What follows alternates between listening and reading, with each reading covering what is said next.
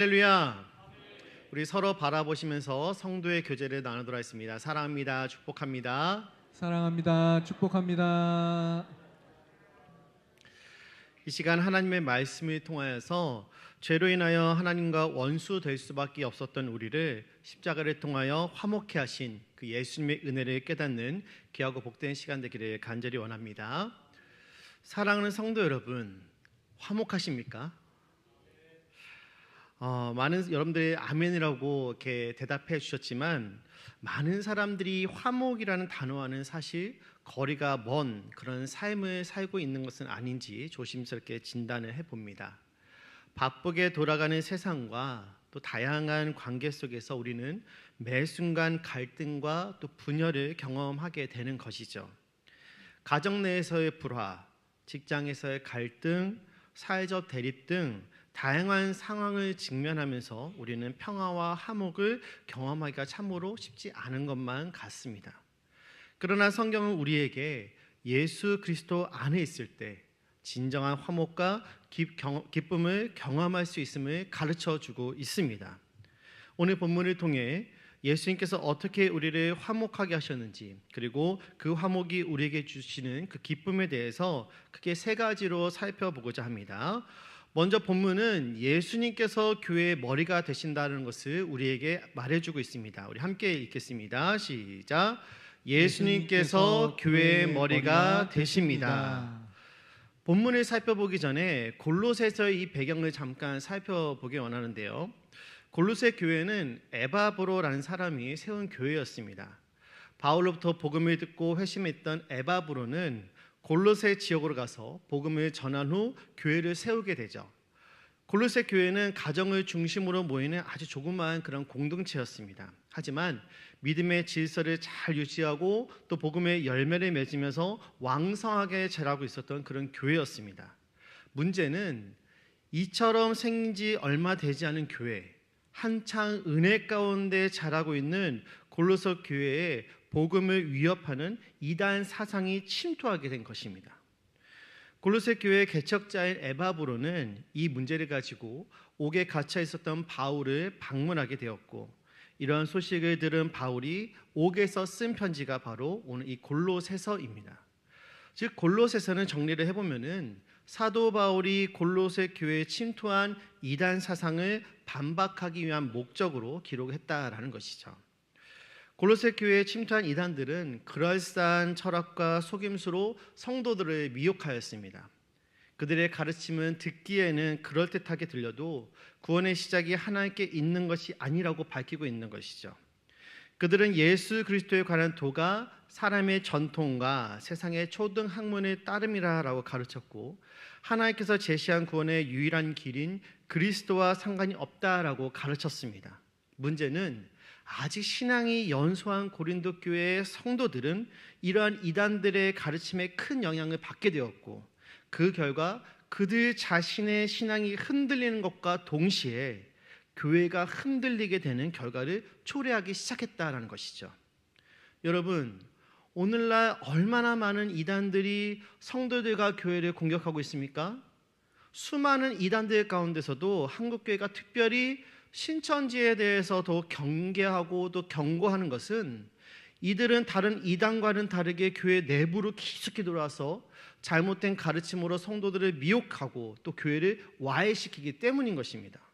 마치 오늘 골로새 교회를 흔들었던 이런 이단들처럼 말입니다.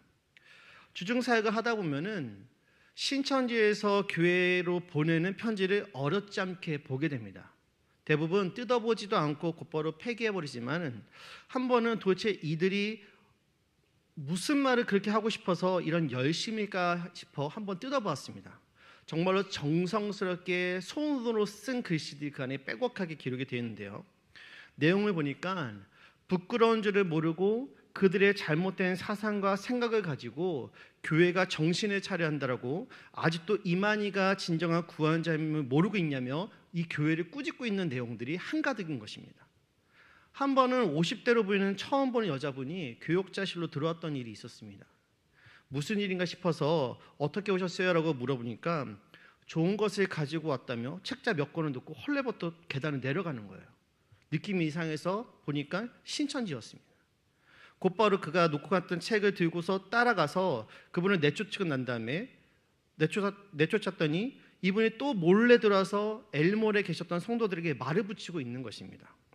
그래서 다시 내려가가지고 비전센터 밖으로 내쫓았는데 마지막까지도 이분이 자신은 잘못한 것이 없고 오히려 당신들에게 좋은 일을 하기 위해서 왔는데 왜 내쫓냐며 되묻는 것을 보면서 정말로 이단들은 부끄러운 것을 모르는구나, 잘못된 진리가 사람을 이렇게도 망가뜨릴 수도 있구나라는 사실을 깨닫게 되는 그런 시간이었습니다. 여러분, 이단은 정말로 부끄러운 줄을 모릅니다. 자신들만이 참된 진리를 따르고 있다는 그 큰 오해의 늪에 빠져 나올 수도 없으면서 다른 이들로 하여금 그 안으로 끌어들이려고 하는 것이죠. 이러한 이단의 공격은 사단이 교회를 공격하는 대표적인 모습입니다. 사단은 오늘도 주님의 몸된 교회를 무너뜨리기 위해서 교묘하게 교회와 성도들을 공격하는 것이죠.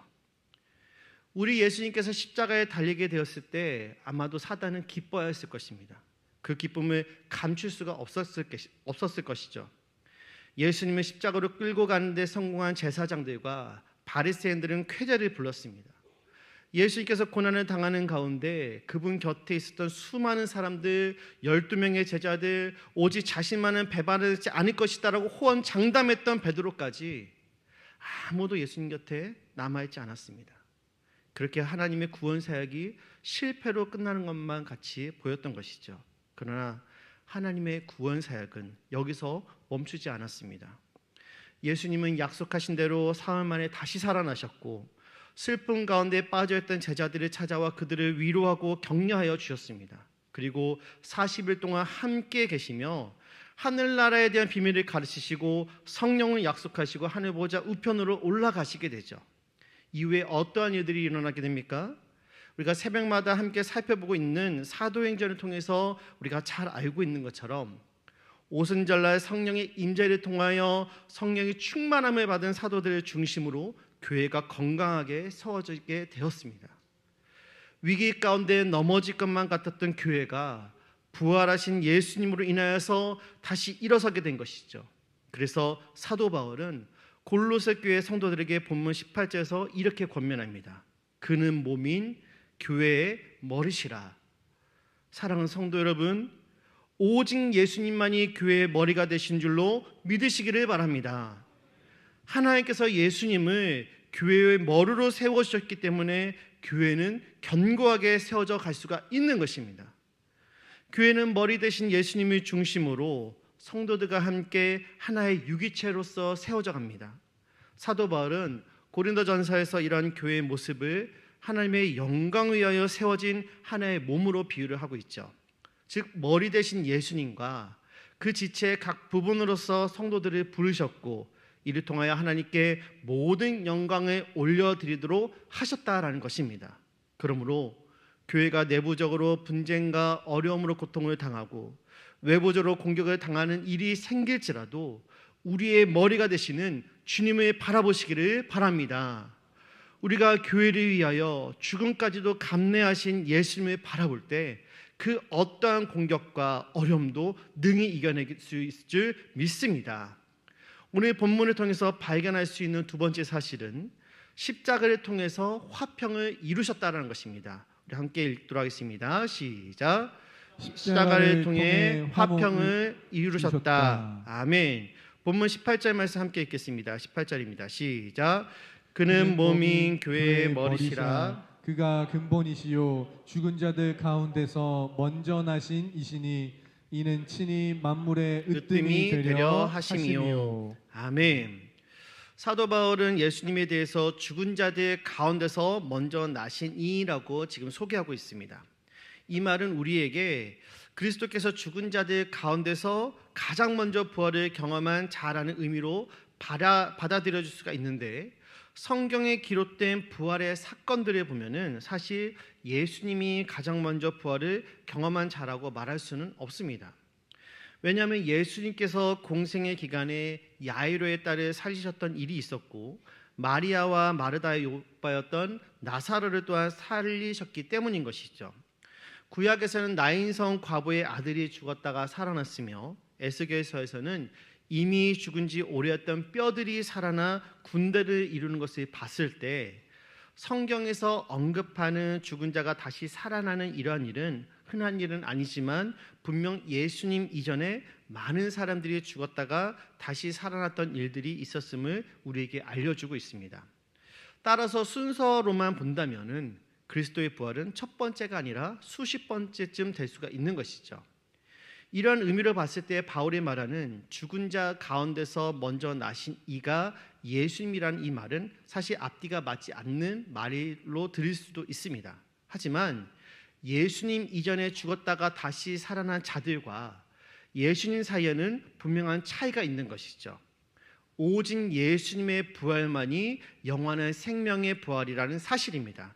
저를 따라서 한번 말해보도록 하겠습니다. 오직 예수님의 부활만이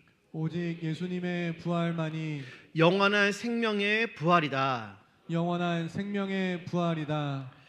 앞에서 나누었듯이 예수님 이전에 많은 사람들이 죽었다가 살아났습니다. 그러나 그들 중 어느 누구도 아직까지 살아있지 않은 것이죠. 단 한 사람 오직 예수 그리스도만이 다시 죽지 않고 지금도 살아계실 뿐인 것입니다. 즉 그리스도만이 죽음을 이기시고 진정한 의미의 부활, 그 영원한 생명에 이르는 부활을 이루신 것이죠. 바로 이것이 그리스도께서 죽은 자들 가운데서 먼저 나신 이라는 말씀의 참된 의미입니다. 그리고 이는 저와 여러분 모든 믿는 자들에게 또한 아주 중요한 의미가 되죠. 왜냐하면 예수님의 부활이 훗날 우리가 죽음 이후에 우리가 죽음을 보게 될지라도 다시 살아날 것에 대한 소망을 품게 만드는 보증이 되기 때문인 것입니다. 아담으로부터 모든 인간은 죽음을 맛보게 되었습니다. 히브리 기자는 한 번 죽는 것은 사람에게 정해진 것이다 라고 말하고 여기 한 가지 덧붙여서 그 후에는 심판이 있다고 말을 하고 있죠. 이런 심판이 임하게 된 것은 아담의 불순종으로 인한 것입니다. 아담의 불순종 이전 에덴 동산에서는 하나님과 아담 사이에 충만한 교제가 있었죠. 하지만 아담의 불순종으로 인하여서 이 땅 가운데 죄가 들어오게 되고 그 죄의 결과 모든 인류는 죽음에 임하게 되었습니다. 아담에 의하여 이 땅에 들어온 죄는 사람과 하나님 사이에 건널 수 없는 커다란 계곡을 만들게 되죠. 그 계곡은 너무나도 넓고 깊기 때문에 인간의 편에서는 어떠한 방법으로도 이 계곡을 넘어갈 수가 없었습니다. 하나님과 인간 사이에 아무런 거리낌 없이 교제하던 모습이 바로 이 죄로 인하여서 영원히 단절되어져 버린 것이죠. 이렇게 단절되어 버린 인간과 하나님 사이의 간극이 예수님의 십자가로 메꿔지게 된 것입니다. 예수님의 십자가가 인간과 하나님 사이의 화평을 이루고 화목하게 만든 것입니다. 우리 본문 20절 말씀을 함께 보도록 하겠습니다. 20절입니다. 시작. 그의 십자가의 피로 화평을 이루사 만물 곧 땅에 있는 것들이나 하늘에 있는 것들이 그로 말미암아 자기와 화목하게 되기를 기뻐하심이라. 아멘.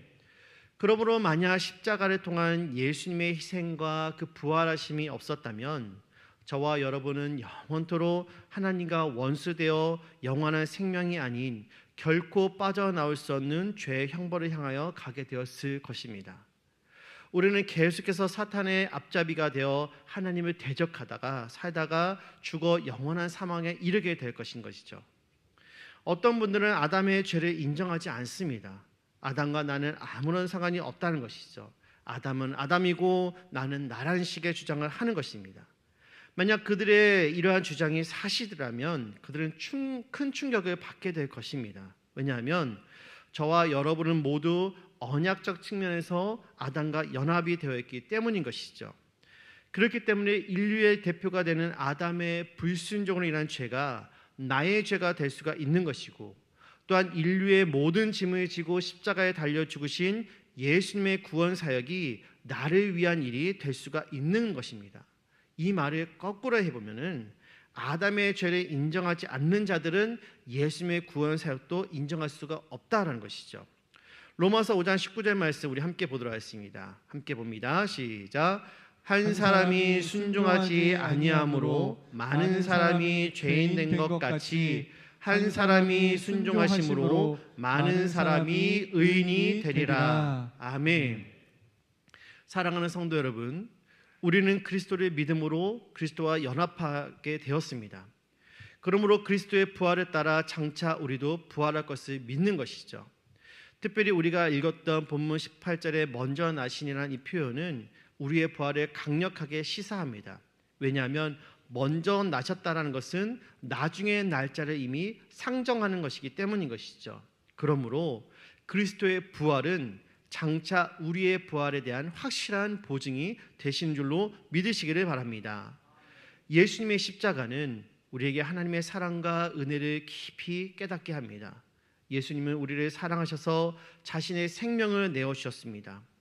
우리는 예수님의 그 십자가를 통해 죄에서 해방되고 하나님과의 새로운 관계를 맺게 되었던 것이죠. 이로 인해 우리는 하나님과 화목하게 되었으며 그분의 자녀로서 살아갈 수가 있게 된 것입니다. 그러므로 예수님의 십자가를 통해 하나님과 화목하게 되었음을 감사하며 매일 십자가의 사랑을 기억하고 그 은혜를 누리며 살아가는 저와 여러분 되기를 간절히 원합니다. 그런데 여러분, 주님은 우리만 이 기쁨을 누리길 원하시지 않는다는 사실을 우리가 또한 기억하기 원합니다. 온 세상 모든 사람들이 하나님과 화목을 누리며 이 기쁨을 누리시기를 원하신다는 것이죠. 그래서 사도 바울은 마지막으로 이렇게 말합니다. 우리 함께 읽어보도록 하겠습니다. 세 번째, 시작. 화목의 사명자로 살아가라. 아멘. 23절의 말씀을 같이 읽겠습니다. 같이 봅니다. 시작. 만일 너희가 믿음에 거하고 터 위에 굳게 서서 너희 들은 바 복음의 소망에서 흔들리지 아니하면 그리하리라. 이 복음은 천하 만민에게 전파된 바요 나 바울은 이 복음의 일꾼이 되었노라. 아멘. 우리는 예수님을 통해 하나님과 화목하게 되었습니다. 이 화목은 우리에게 참된 기쁨과 평화를 주는 것이죠. 하나님과의 화목은 우리 삶의 모든 영역에서 기쁨의 근원이 됩니다. 하나님과의 그 화목을 통해 우리는 일상 속에서도 평화와 기쁨을 누릴 수가 있게 된 것이고 더 이상 죄의 굴레에 얽매이지 않고 자유롭게 하나님과 교제할 수 있게 되었습니다. 그러나 주님은 이 기쁨과 평화가 우리 안에서만 머물지 않기를 원하십니다. 복음의 일꾼으로 사도 바울을 불러 온 천하의 복음을 증거하고 이를 통해 많은 사람들이 하나님과 화목을 이룰 수 있도록 하신 것처럼 오늘날 이 귀한 사명이 저와 여러분들에게 맡겨졌음을 기억하시기를 바랍니다. 화목의 사명은 선택받은 몇 사람에게 주어진 특권이 아닙니다. 예수 그리스도가 나의 구원자 되시며 나의 삶의 주인이 되심을 고백하는 모든 성도들에게 주어진 명령인 것이죠. 최근 들어서 미소천사 전도팀을 중심으로 주중에 오전과 오후로 나뉘어서 인근의 아파트에서 전도가 활발하게 이루어지고 있습니다. 날이 덥고 전도용품을 들고 걸어가서 낯선 사람들에게 말을 붙이고 때로는 거절을 당하기도 하는 그런 땀을 흘리며 수고하는 성도님들을 볼 때 하늘의 하나님께서 정말로 기뻐하시겠구나라는 생각을 하게 됩니다. 또한 감사한 것은 이렇게 수고를 마다하지 않고 기쁨으로 뿌린 전도의 씨앗을 통해 교회에 등록하는 새가족들이 있다는 것에 큰 위로와 더 큰 기쁨을 누리게 되는 것이죠.